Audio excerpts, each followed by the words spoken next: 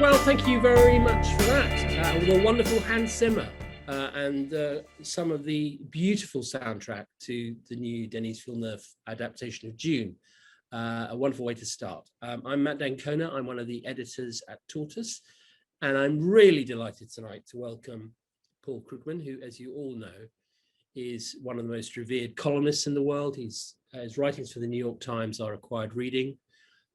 He's held professorships at Princeton, LSE, City University of New York, elsewhere, and he's also a winner of the Nobel Prize in economics. But that's not why he's here tonight, because Paul is also a seriously discerning science fiction aficionado. So much so, in fact, that he was invited to write the introduction to the 2012 folio edition of Asimov's Foundation trilogy. Here's one I made earlier, which is very good, and I recommend to all fans of science fiction or all people who want to be fans of science fiction. And that trilogy, classic Asimov trilogy, is now the subject of an adaptation on Apple TV starring Jared Harris, which we might get around to talking about tonight. But the peg is indeed the Villeneuve movie version of Frank Herbert's classic science fiction novel, Dune. A movie that opened all over the world last week and looks set to become the basis of a big franchise on the basis of early box office. And it is, after all, explicitly described in the opening credits as Dune Part 1, and there's already a TV spin-off in production. So you can see where this is heading. Now, as ever, we want to hear from you what you're thinking, what you like or loathe about the many different types of science fiction there are. So please do chip into the chat, which will be piloted this evening on the bridge by Tortoise's very own starman, Marks and Andrew. So let's get down to business. There's so much to discuss. Paul, welcome again. Let's dive straight in. And I suppose just before we sort of look at Dune, I thought it might be worth looking at the terms of trade, if you like, and the whole question of science fiction, which often becomes a kind of semantic debate. And I dug out New Maps of Hell by Kingsley Amis from 1960, which is a sort of early book on science fiction for those who haven't seen it. And Amis defines science fiction thus as that class of prose narrative of treating of a situation that could not arise in the world we know, but which is hypothesized on the basis of some innovation in science or technology or pseudoscience or pseudo-technology, whether human or extraterrestrial in origin. Science fiction presents with verisimilitude the human effects of spectacular changes in our environment, changes either deliberately willed or involuntarily suffered. Not the most concise definition, but do you buy that? Will that do? Yeah, I mean, I was actually trying to think. I didn't know about the Amos definition, but yeah, I mean, the science fiction and some fantasy, it's kind of, world building is part of it, and so it's not our world. And so instead of being, classic novels are very much set in the society we know, science fiction, fantasy is set in some society that we don't know, but is somehow, if it's good, in some way casts a light from an oblique angle on where we are, which is, I think, why I know a lot of social scientists, political scientists, as well as economists, sociologists, who are also science fiction fans. And I think it's because of that kind of, let's look at things from the different angle that an imaginary society permits us to do. And so, it's just different, but of course, it has to be good literature, or at least good enough literature. But yeah, that's, I think, what makes it happen. It's the fact that, this is a world that at the moment can't exist, or maybe could never exist, but somehow is, we think, somehow gives us something extra. It's definitely got something to do with the role of ideas, I think, in creativity. And on that subject, let's go straight to Dune itself, which I know you've seen, I think, twice. What do you think of it? It was terrific. I mean, I was, as a teenager, I was a huge devotee of the book, which was hadn't been out that long at that point. And we'd seen previous attempts to film it come to disaster. And the question was, I think everybody, if you've read the books, you walked into the cinema thinking, fear, I must not fear, fear is the mind killer. which is from the books, and is he going to screw this up? And it was actually wonderful. So this is the adaptation it deserved. It's interesting because we can talk about foundation in a minute, because I want to talk about the different kinds of science fiction. But Dune is what devotees often call soft science fiction, in the sense that it's less interested in technology and robots and computer screens than it is in sort of social situations and anthropology, and often and explicitly in the case of Dune, mysticism. Do you like that kind of science fiction? And do you think it has a value or a distinctiveness? Yeah, I mean, I'm open to all of them. You can have, although the truth is, the really hard science fiction where the story is somehow about the technology is usually kind of not very interesting. I guess it is. I'm always looking for the social side of it, but I'm okay. I mean, if the source material deserves it, then justifies it, then a little mysticism, a little bit of stuff that even in a hypothetical future scientific world is probably not going to happen. That's okay. So it all depends on whether it's appropriate. And in the case of Dune, it all is woven together, and that's fine. But I'm even okay occasionally with pure fantasy. There's the Amazon is going to be doing screening a Wheel of Time adaptation shortly, and I'm actually okay with that too, even though that's much further into the fantasy, not at all science fiction realm. Yes, there's no attempt at verisimilitude there. On the subject of Dune, Paul, I mean, it's a very interesting story itself, isn't it? Because Frank Herbert, who published it, the first book of many, and I think we can agree that the first is the key text, perhaps the only text, was an unusual kind of guy. He was very much involved in the Age of Aquarius, the 1960s, green living, radical environmentalism, but he was also a sort of right-wing libertarian of the sort that you sometimes find in California. So the world of Dune as a novel is an interesting one, isn't it? Because it's very eclectic, and it's quite bold in some of the cultural reaching it does. Yeah, no, it's as we were saying just in the green room before, it's cultural appropriation on a cosmic scale. I mean, there's the Fremen are clearly Islamic. They're kind of Bedouin in space. These are the tribesmen on the tribesmen on the world Arrakis. There is this female semi-religious order who are also kind of witches, but it's a lot of Hinduism, a lot of yoga in what they do, and then there's a lot of kind of a little bit of medieval Europe seems to be there in the politics of the Galactic Empire. So it's all these things, but he drew liberally or libertarianly on a lot of sources, and the important point is not whether it would make sense as a coherent ideology for somebody operating in the real world political universe. The question is whether it works and whether you feel you get something from it. And obviously lots of people, not just me, did feel that somehow there was something profound about it, even if it was also kind of silly in some ways.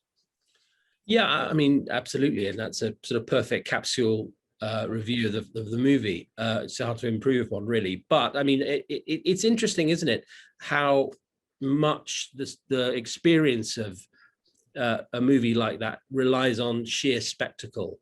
And I think that the critique that I've heard of the movie, I loved it, but the critique I've heard is that it doesn't have a heart, that it is pure spectacle. Frankly, the spectacle was so overwhelming that for me reached an emotional level. But it's an interesting approach to science fiction that you hear generally that it lacks emotion. Well, that's not what I would have said about Dune. Certainly not about the novel, and I think not about the cinematic experience either. There is embedded in all of this is kind of a Bildungsroman. I mean, it's a story of a young man finding his way. It's a family story that the mother-son bond is critical to the whole story.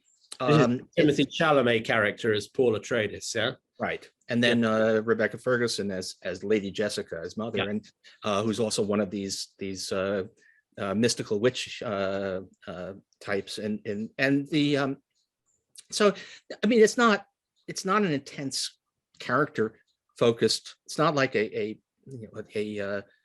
I don't know. It's not like a classic black and white movie. It's going to be very much about the spectacle, but there is enough character development and enough intensity, and there's some bravura acting in it as well. So no, I don't think that's I don't think it's excessively cold. I mean, you know, it looks obviously kind of like Lawrence of Arabia. Lawrence of Arabia is very much also about the spectacle and the vast battles and the sand, but it's also a character story, and this is kind of getting there. I think I'm right that Frank Herbert actually was influenced by the Seven Pillars of Wisdom and T. Lawrence. So I think it's it's an explicit debt. I mean, one of the things that's interesting about Dune is that the world it describes is, although it's set notionally in a distant human future, is very feudal and baronial, and the battles being fought are between the great houses of this imagined galactic future. And it's an interesting, I mean, one that perhaps has more a slightly more resonance today than it did in 65, which is that it doesn't by any means assume that the future of the human race will be democratic or will be liberal. I mean, it takes a very broad-minded approach to the possibilities. Yeah, I mean, if you were like at the time, I think many people, probably most people who thought about these things at all, would have subscribed to some kind of version of the Whig theory of history, where the middle class is always rising, and aristocracy and all of those archaic things were on their way out permanently. And Herbert, and lots of science fiction doesn't, and of course fantasy, but lots of science fiction actually does kind of revert to a sort of medieval picture, a feudal picture of the world, but that is often seems to be just for novelistic convenience. But now at this point, do we really believe that the middle class is always rising? Do we really believe that the future is all more or less democratic republics, or do we think that actually, we can see how feudalism happens? I think another thing that he was very prescient about, given that he was writing, on the verge of the 70s, and of course now in the 2020s has a whole different resonance, is scarcity of resource. I mean, Dune is a planet that is, drought torn, where water is very, very short. It's an inhospitable planet. And initially the scenario was seen as a kind of metaphor for the Arab world and oil, but now it has a slightly broader planetary resonance, I think. Yeah, and it's a desertified world. I have no idea how to pronounce that, but anyway, where the agency of the thing that has made the planet a desert is not human action, but in fact there is of course there's spoilers, because it doesn't actually, even for people who've seen the movie, because the next stage doesn't show up, will show up in Dune 2, assuming it gets made, but there is the actual agency of ecological change in a positive direction will be human action, and even the notion that it was possible for humans to affect planet-wide conditions was something that nobody really thought about in 1965. So it's very much ahead of its time, and also gives you a kind of scale of the whole thing. But yeah, my wife, who isn't into this stuff, asked me what's this whole novel about, which is the hardest question on earth to answer, or the hardest question maybe in the galaxy to answer. It's not easy to do that, but it has got these grand themes, and ecology is certainly one of them. It's very interesting to compare and contrast it with Foundation. And indeed, a few people have, given that Foundation, in a somewhat less successful way, is being adapted to the screen at the moment on Apple TV. But let's talk a little bit about Foundation as a counterpoint to Dune, because in your excellent preface to Introduction to the Folio edition, you say that Foundation is all about, again, a future society where a character called Harry Seldon has invented, or is the master of a science called psychohistory, which means you can predict certain major trends in history. And you write about, and I'm quoting, the possibility of a rigorous mathematical social science that understands society, can predict how it changes, and can be used to shape those changes, which is really what the Foundation, the original Foundation trilogy, is all about. Now, I suppose this is where, to at least a limited extent, there is some overlap between your day job and your passion. So tell us about Foundation and how that differs from Dune. Yeah, so I wanted to be Harry Seldon, of course. That was the kind of how I got into what I ended up doing for a living. Fell a bit short, but there we are. Yeah, so Foundation is the thing about it. Now it changed a little bit midway through, but what's striking about it is that it is resolutely against the kind of stuff that we see in, whether it's Star Wars or, in fact, Dune, which is higher. It's resolutely anti-heroic. It's time and again, there's what appears to be a crisis where everything is balanced on a knife edge, and then after the crisis is over, the pre-recorded hologram of Harry Seldon pops up and explains to everybody that, of course, things had to turn out the way they did. There was really never any doubt. It's very much, it's very anti-aristocratic, anti all of these. There's a little bit of feudalism in Isaac Asimov's Galactic Empire, more than a little bit. But the point is that it's wrong and it's stupid. And again and again, the bourgeois, not always likable, but the bourgeois for power of the Foundation defeats the aristocratic, the warlords, the empire, and it does so not through heroic action, but through the logic of the laws of psychohistory. So it's a fundamentally it's opposed to this whole. It's sort of an anti-superhero movie, you might say, anti-superhero novel or series of novels. It's that's, which is not to say that there's anything you can have great novels, great movies that are about all of the things that Foundation kind of makes fun of or rejects. But the point is that is the theme of Foundation. And it made a huge impact on you as a teenager, didn't it? The original books. I mean, can you tell us about that? Because the Foundation is, I guess there are other options, aren't there, when you're a teenager? Well, yes, we were both recalling. There's the now famous quote line about the two novels that can influence impressionable, bookish teenagers, being Atlas Shrugged and Lord of the Rings, and one of them is a childish fantasy that can cripple you emotionally for life, and the other one is about orcs. But my two were actually Foundation and Dune, and Foundation was closer. Foundation because it wasn't mystical, because it was all about social science.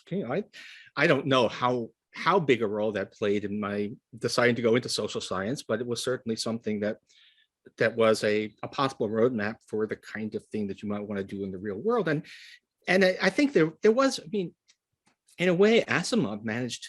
By the way, in terms of being relatively cold, I would say that Foundation is a much colder set of books than Dune, even though there are characters, but they're kind of episodic. Main character in Foundation is the mathematical laws of history, which is not normal for a novel. It's basically nothing like what we would normally expect a novel to be about. But the point is, it is in its own way inspiring and can lead you to say, okay, well, we don't have a galactic empire and we don't have psychohistory, but maybe, comprehension, being able to understand how things happen can actually matter.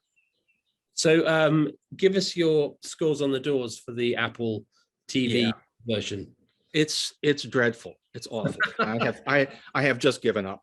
Many people have said that Foundation is unfilmable, which may actually be true. But whoever was making the decisions on this said, okay, so in order to make it filmable, we have to include some mysticism and some superpowers and some edge of your seat and Death Stars even in the most recent episode. And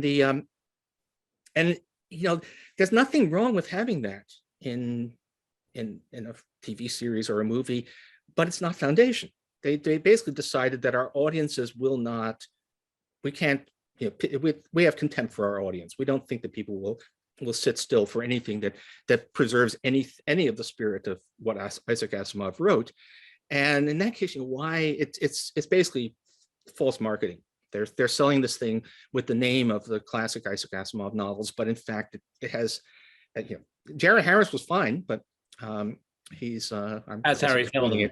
He got as Harry Seldon, but he got killed pretty early on, and then from that point on, it just all goes downhill. It's just I don't know. This is a really I was just on that one. I'm just outraged. They just they sold us a bill of goods by claiming that this has anything to do with Foundation. Well, they're hedging their bets, Apple, at the moment with a absolutely straightforward aliens come to take over the world in a variety of interlinked plot lines series called Invasion. So that kind of it's a B movie drama serial. So that may atone. We'll see. Another question on the sort of utility of science fiction and whether it matters. Some people argue that science fiction is important because it somehow breeds love of science. I've always wondered if that's true. Do you buy that, Paul, at all? Not especially. I mean, a lot of science fiction doesn't really actually bear any particular relationship to real science. No, I fact, well, it's partly because of who I know, but the academics I know who are particularly into science fiction tend, on average, to be social scientists. So because what you really are doing is you're using this trope of different technologies, different worlds to think about society and how societies can be different. And so actually if people haven't seen The Expanse, which is it's war in the solar system, and it's on Amazon now. It was on Sci-Fi Channel and was kept alive because Jeff Bezos likes it. I know a number of international relations people who are absolutely fanatical about The Expanse. Even more, the economists kind of like it, but the international relations people love it because it's kind of playing with ideas they're interested in a context that has never existed but might exist at some future date. It's interesting. It's interesting you say that, because one of the feelings I had very early in the pandemic was that people were reaching to science fiction for an understanding of what they might be dealing with, not in a literal sense, but with respect to what you just said, Paul, about how science fiction enables the writer, the creator, the filmmaker to kind of take away some of the constraints of reality and explore possibilities. So Emily St. John Mandel's novel Station 11 was so widely read in the first months of the pandemic. Everyone watched Bong Joon-ho's Snowpiercer movie, which is terrific. If anyone hasn't seen it, it's absolutely wonderful. And John Christopher's Death of Grass and other dystopian novels. And I just wonder whether that's part of what science fiction is that it's actually a means of dreaming about possible presents as well as distant futures. I mean, there's another unrelated pair of Isaac Asimov novels, of which one was The Naked Sun, which envisages a society where people are served by robots and they all live on these isolated estates and never meet in person, only through holograms. And so we just found ourselves living in that novel. And of course, the theme of the novel, that they actually have to bring in a detective from the old crowded warrens of Earth because they have a murder, because it turns out that everybody is psychologically warped by the absence of actual in-person contact. So that all felt awfully real this past 18 months. And yeah, I think there, again, to a certain extent, we found ourselves living in a science fiction novel, sort of kind of melding of all the many plague novels and then the remote living novels and all of that. And I think in some ways, all of these peculiar visions that authors have had helped us to cope, or at least to get some perspective, some difference from our. Yeah, I agree. I think the perspective that science fiction provides hugely important. It's also, you can see it playing out now with artificial intelligence. I wonder if you've, I don't know whether you've seen any of the various novels coming out, Ishiguro's Clara and the Sun and Iku's Machines Like Me, but it's artificial intelligence strikes me as a very interesting prospect for science fiction, because it obviously involves inner space predominantly, but it also it takes the science fiction writer or filmmaker into the nature of what it is to be human straight away. Sure. I mean, I have to say, I'm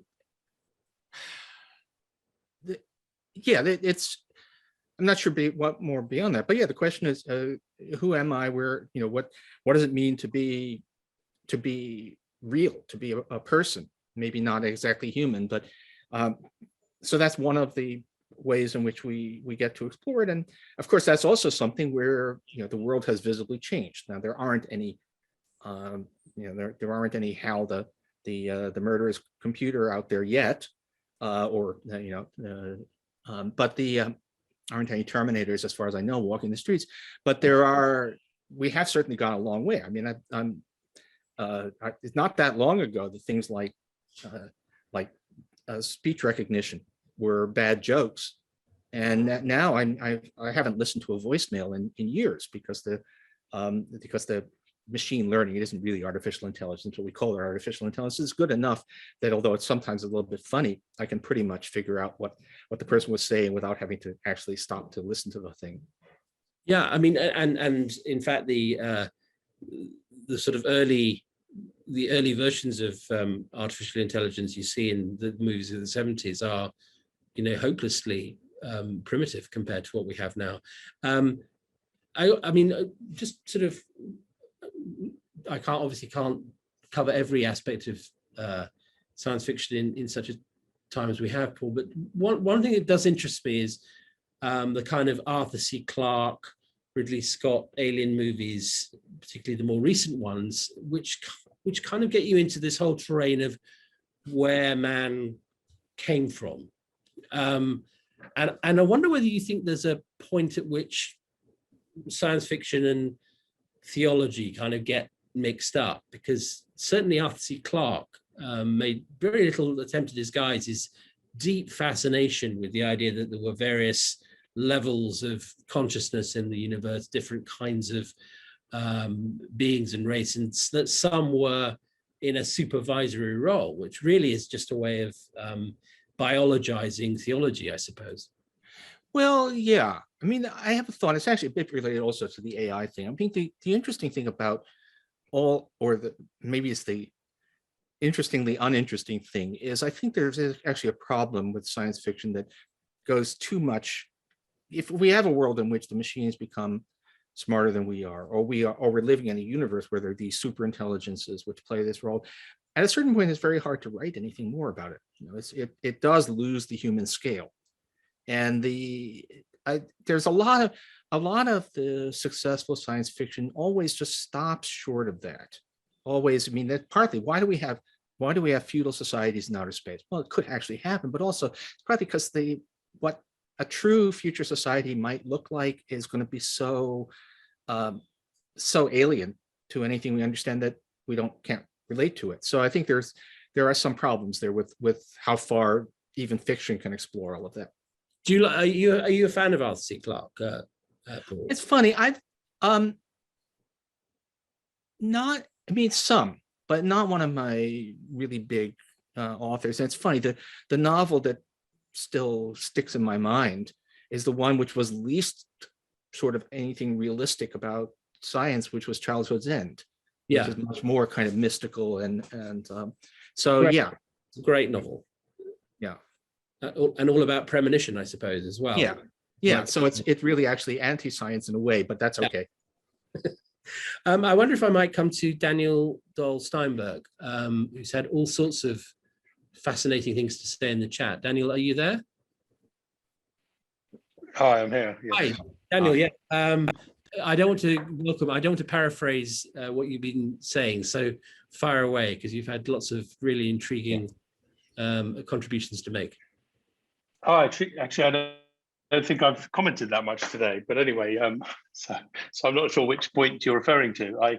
I really referred to the fact that Foundation is a tough project to go for, and Apple trying it, I think, was bold. I also mentioned Arthur C. Clarke mainly because of what was just covered, which is, I think he believes in a lot of structures and levels of intelligence. My favorite book actually is Rendezvous with Rama, which I think is just so mind-blowing in terms of, pity no one's never made a film of it. I just think it's so mind-blowing it is in that concept. It was a shame that Rendezvous with Rama 2 was not as good.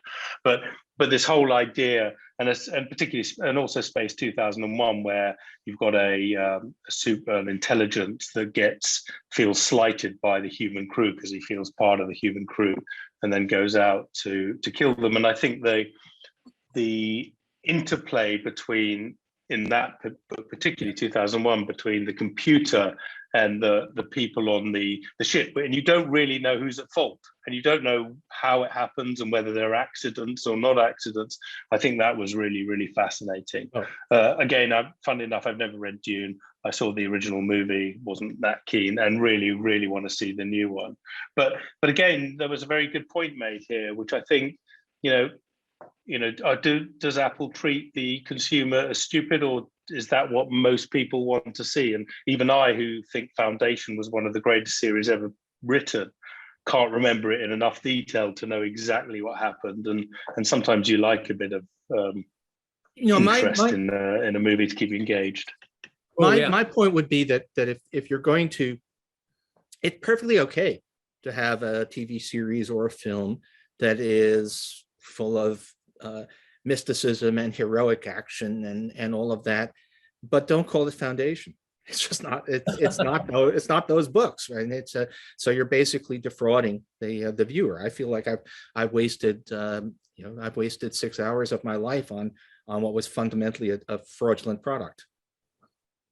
No, I think there may be a trade descriptions issue with the Asimov family, although I gather one or two of them are quite happy with it. Whether that's just financial or not, I don't know. I wonder if we can come to Catherine Simmons.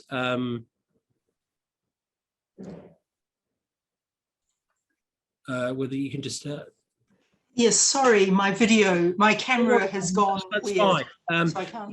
You were making a fascinating point, which actually in a way I wanted to refer to, but which was partly one of the things about science fiction is that so many of its great practitioners, from Mary Shelley and Frankenstein, via Doris Lessing, Ursula Le Guin, Margaret Atwood, have been women. And you mentioned that there's a very strong strain of feminist science fiction writing at the moment. I wonder if you could tell us about that.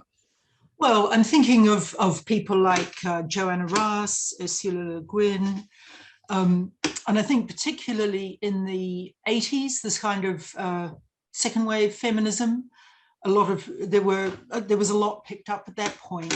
They don't film so well though, which is sad, or at least they haven't been picked up by the film industry, perhaps not so popular, but there was a big genre that going there, and perhaps still is. I don't read so much of it these days. I'm just looking around my bookshelves and trying to see a good example and failing radically of something that's a little bit more modern. But actually, can I weigh in here? Of course, yeah. I mean, just to let you know, I have actually organized for the City University of New York Graduate Center, which is where I sit academically. We have a symposium on the 10th of November on social science and science fiction. which I've got a few social scientists who are big fans, and I've got two authors, and it's Joe Walton and Ada Palmer, to talk about their work, and then they'll interact with two economists and a political scientist. And I have to say, a lot of really good science fiction now is coming from women. I think it's sort of, there's something about, there seems to be there's some kind of cultural friction seems to be essential to generate any kind of literary genre, and I think that may be why women are playing an especially prominent role right now, because they have something that kind of like, the grain of sand, that irritating grain of sand that gives rise to an oyster. It's kind of what does it.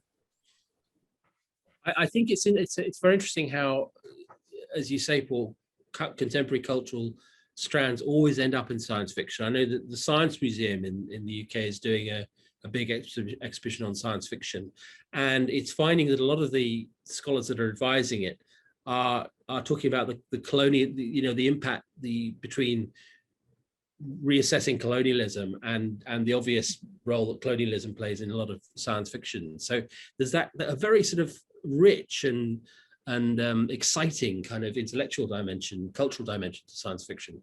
Sure. I mean, a lot of the old early day science fiction was kind of in a way was inspired by the colonial experience from the point of view of the colonizers, and a lot of stuff that's being written now is kind of from the point of view of the colonized. And I think which is favorable at a little bit of the moral curve of the universe bending towards justice, but I think also, anything that you process, whatever has happened historically, whatever is on people's minds, becomes part of the stew of resources that you draw on to write these things.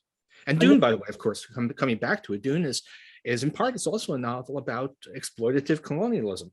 Yeah, but I mean, absolutely. And to take a very different kind of science fiction, Paul, I know you admire the work of William Gibson. How does he sit into your kind of great science fiction writers? I mean, really well, and it's an interesting point. I mean, how does he?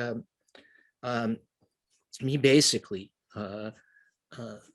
if he didn't exactly found cyberpunk, he was the one who brought it to a high literary gloss. And I don't even know. I mean, one of the things that he did, by the way, was he's not a scientist. He's not particularly interested in the science. He just uses it as a way to tell social and character stories. And I don't know. I mean, it's funny because we in many ways actually do live in the cyberspace that he envisioned. And it's always striking to go back and look at how many years ago his Burning Chrome and all those or Neuromancer, how long ago those things were written.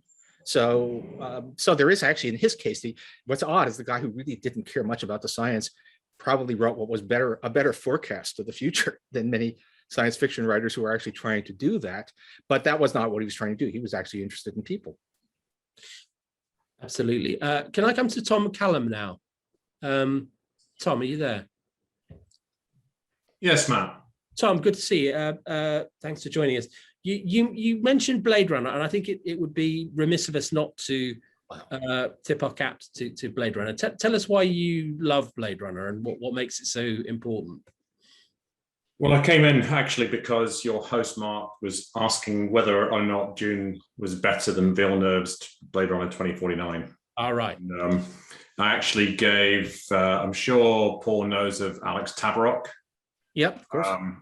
And he did a fantastic review. He said, Dune was magnificent, Star Wars, Lawrence of Arabia, and Apocalypse Now all rolled into one. Yeah, which I concur. And I think for me, it's just that the point I would note is, well, the point I'd make, I'm very excited. I've been firing away in the chat more than I usually do, is as a sort of amateur economist who bows at the feet of Mr. Krugman and others. It's all about people. It's all about endless curiosity around people. And I love the fact you can create a culture, a universe, and Blade Runner and the short stories that created so many movies is really about the human experience. And there is nothing like the speech given at the end of Blade Runner. There's no technology in it. But when watching Dune, I just remembered, I'm forgetting the name. What was the name of the replicant who gave the speech in the rain? Roy Batty. Roy Batty. And Roy Batty's speech just made me think of the visuals that Villeneuve created. So I'm less interested in the technology and sci-fi. I'm not that kind of nerd. I'm much more interested in the humanity, the people, and what created. My one question for Paul would be, what does he think of Ian M. Banks's culture novels in that space? Oh, I am in fact an enormous culture Ian Banks fan, and great tragedy that he passed away when he surely had many more great novels in him. And again, yeah, I mean and by the way, he came closest to anyone that I can think of novelistically dealing with how do you deal with artificial intelligence. And he created the culture as a society which is, in fact, is largely thinking machines, but there are people playing a role in it, and it tells a story. Although it's interesting, all of the action takes place, it involves contact with a capital C, which is the small group of people and machines within the culture who actually deal with more primitive societies. And so in order to bring it down to a level that we can all relate to, he has to deal with the culture colliding with primitive societies like ours. But it's no, it was, those were fabulous novels. A real shame. Also kind of raises the question of why so much good science fiction comes out of Scotland, but that's a whole other story. It is a very interesting point. I have no easy answer to it. One question I wanted to ask Paul was what you putting on your Harry Seldon hat, where you would predict, generally speaking, the trajectory of science fiction going now. You get a lot of retreads, like we're seeing a new Matrix movie coming out this Christmas.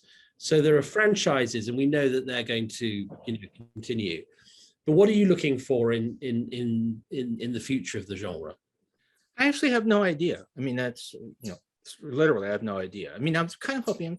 I mean, everything has been.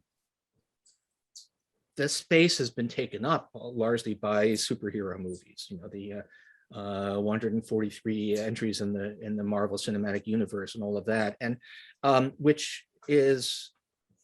but that stuff really leaves me cold. I just can't. I don't quite get. I mean, abstractly I get it, but just doesn't do anything for me.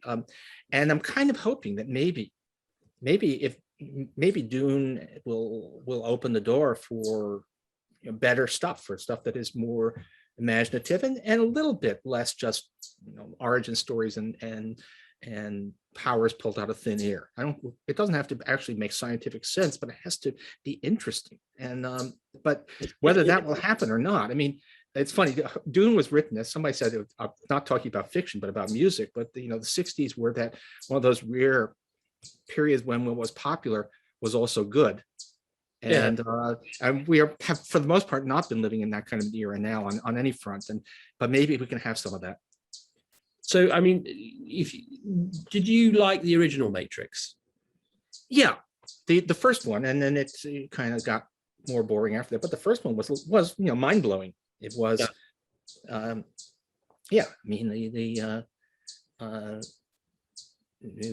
you took the red pill, and then all of a sudden, all of this, I mean, aside from the cinematic tricks and all of that, it was this notion of reality is not what it seems to be, taken to a extraordinary level. No, and also again, this preoccupation with inner space as well as outer space, which in the first one was terribly sophisticated, and then became, as you say, and I think it's a very interesting sort of pitch off you propose, which is that the Marvel Cinematic Universe has basically created a system where you have to go and see 26 movies, which are more or less the same, and they are based on, as you say, superpowers and origin stories, but they're not really stretching. They're not really movies of ideas. Dune, Blade Runner, Arrival, and so on. These are all movies of ideas, and to that extent, they are in a limited sense countercultural, aren't they? Yeah, very much so. Actually, I mean that they're all basically challenging your assumptions, challenging the way you look at the world. They're all something more than just the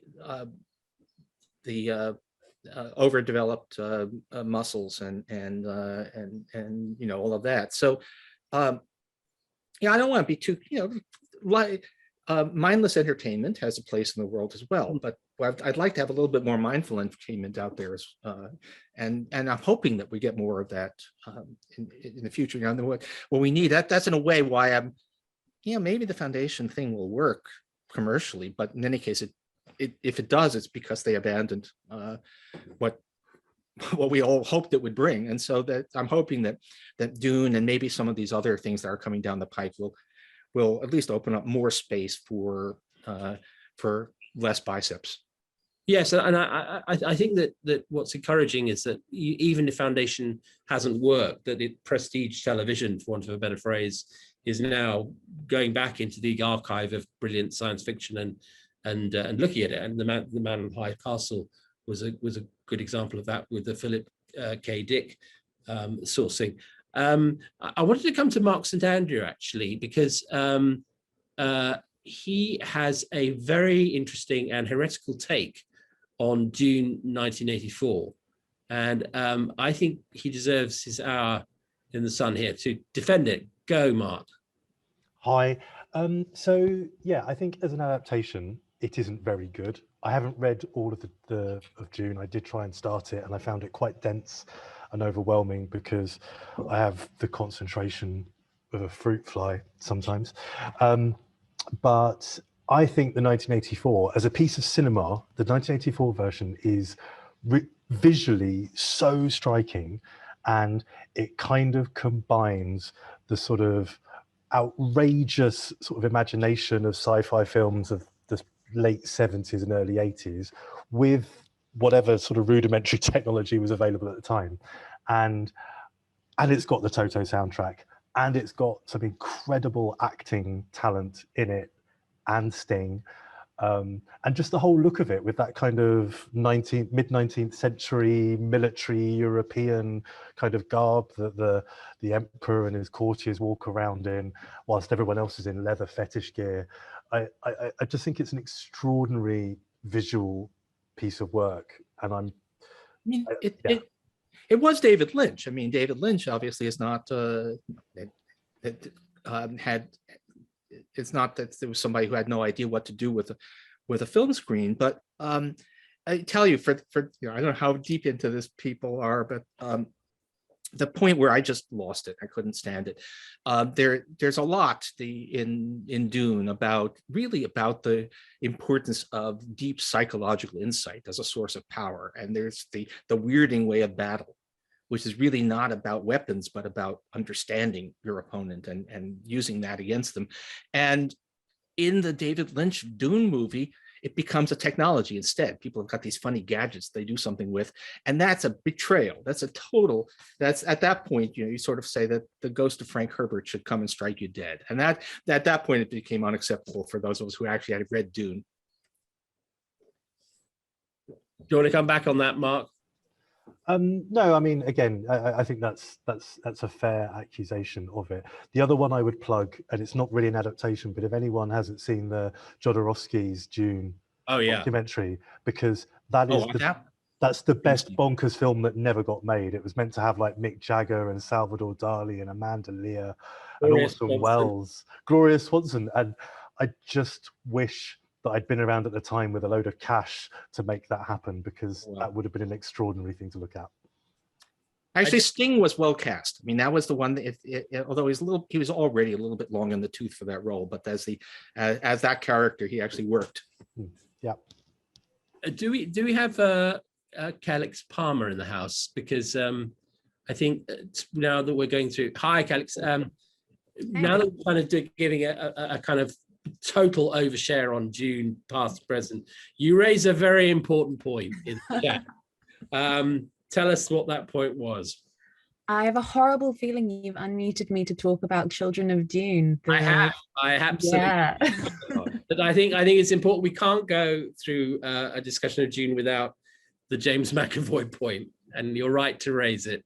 Yeah, I mean, the Dune adaptation curse is a potentially now ended, but a long-standing issue, and the sort of early James McAvoy dancing around with blue eyes. This was in Children of Dune, wasn't it? Which I It's think the Children of Dune, I think BBC miniseries. it was a mini. It's a miniseries. I can't remember who actually funded it.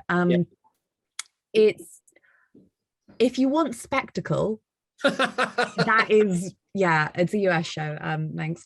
It's definitely got spectacle, and it's got some very bold acting choices that are being made.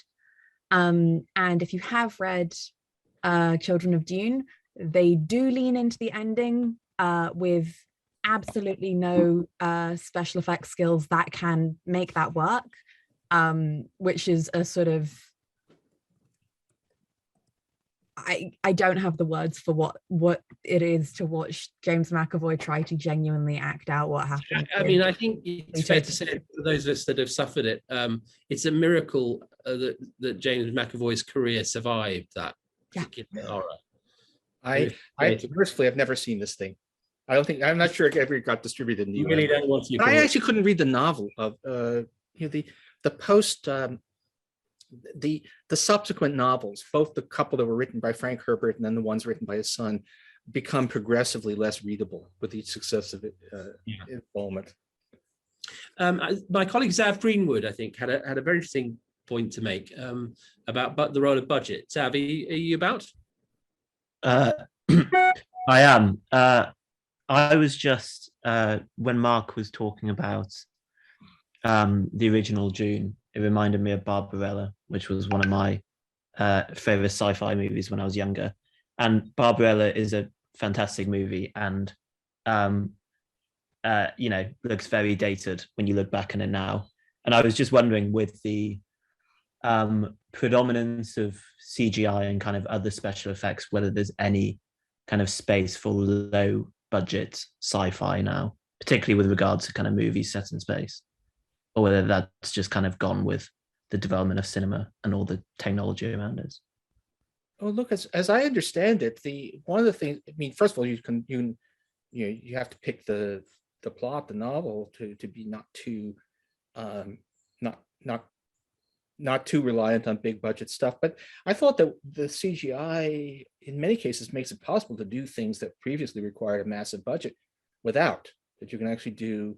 So I mean, I'm revealing my total nerdhood now, but if you think about, I guess they're reviving Babylon 5, which was a seminal TV series, and was had what were really kind of state-of-the-art special effects, but 25 years ago, but it was all done. It was very early CGI, and could now be done with. I think by almost anybody could easily surpass, on your home laptop, you could probably surpass the level of effects in that version. And so now I think Dune, as I understand, a lot of it was actually shot on site. I mean, they actually went to the desert and did, they didn't actually construct giant sandworms, but but it's relatively low CGI considering. And so I think that the range of stuff, in fact, if anything, technology has probably made it easier to do lower budget. Not, lower budget still means millions of dollars, but it's but that we can actually do this. Again, I have no idea. I don't think that the Expanse is all that high budget, and yet actually, because of the care and thinking about it, it actually has that one actually they're quite careful about the physics actually making sense, and the CGI reflects that. Yeah, we haven't actually spoken much about extraterrestrials, Paul, which is a question I never thought I'd find myself asking a Nobel laureate. But here I am doing it. It's interesting. I mean, one of the things you can trace in science fiction is the changing interactions with the way that we approach alien life in sci-fi. And obviously in the Cold War, it tends to be a menace. And then in the 70s, there's a slightly more warm-hearted view in Close Encounters and movies like that. Again, you know, where do you think we're at with that? The whole question of contact, what some people call contact science fiction. Well, I don't know. I mean, I think the trope doesn't work as well. I mean, a lot of science fiction envisages, you know, multiple different species, which are all somehow at similar levels of technological development. And while that can work, actually, I was just talking about Babylon 5, which has that, but that's extremely unlikely. The universe is quite old, and the chance that we run into somebody out there who's, you know, industrialized around the same time we did is very, very low, given the billions of years of history out there. But it's funny. I don't think I've seen very many good sort of literal direct portrayals of contact. Basically, because I think once you start to think about the way what used to be done, it doesn't make any sense. Yeah, obviously all of this is at some level, but it just requires that we do something quite different. So the best, I mean, we were talking about 2001: A Space Odyssey, where it deals with the alien contact, but in a deeply abstracted sense. You know, it's these featureless black monoliths, and I think that is probably in a way that's a more appropriate way to think about it than Little Gray Men. I wanted to, while we're on this question of contact, come to my colleague Tessa Murray, who I think had a really good point to make about Arrival. Hi, Matt. Hi. Hi. Sorry. Yeah, I mean, a very, very small contribution on sci-fi from me, but I thought Arrival was really wonderful in trying to in sort of just portraying how you unpick language and connection and linguistics properly, not language, even linguistics, and the sort of deconstruction of communication. I mean, forget the things floating around in tanks. I just thought it was really brilliantly done. Confession, I've managed to not see Arrival. So it may not be one for the purists, but no, I don't care about purism. I'm happy. I mean, just somehow just fell through the cracks. Yeah, no, I think it's just worth. It's just worth it, if you're interested in language. I think it's brilliantly done. That's what people said, and I need to get to it. It's also very human in its sort of scope. And Amy Adams, if anyone hasn't seen it, I do recommend it. I just wanted to come back to DUNE as a final, you know, as we go into the last minute or so, Paul, and you know, is this part of this that we need myths? You know, that we need myths that are big, and cinema, for all the problems it's experienced during the pandemic, is where we can experience things big. It remains the Colosseum. It remains the place where we can experience these things in son et lumière.